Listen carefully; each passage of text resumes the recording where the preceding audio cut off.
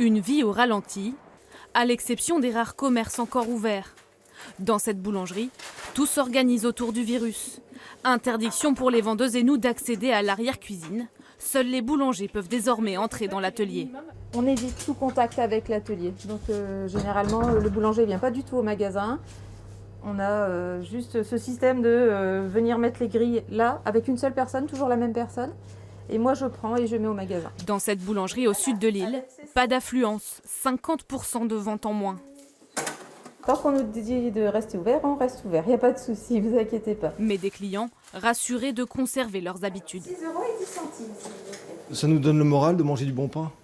Je trouve qu'ils ont du mérite parce qu'ils sont confrontés quand même plus que les autres, surtout ici dans les commerces. S'il n'y a pas la boulangerie, je déjeune pas, je mange pas le matin. Heureusement qu'elle est là.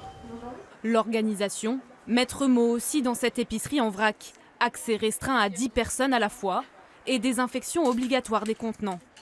Mais pas question de céder à la panique.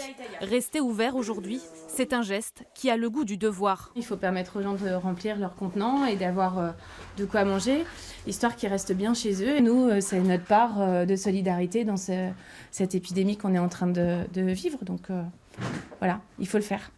Avec le sourire. À la pharmacie aussi, les équipes continuent coûte que coûte de rassurer de nombreux clients qui se massent en longue file. On se sent aussi investi d'un devoir de service, c'est-à-dire que nous, on a tout mis en place pour maintenir l'activité, puisqu'on est le dernier rempart en ville où le public peut trouver un interlocuteur, peut trouver des médicaments.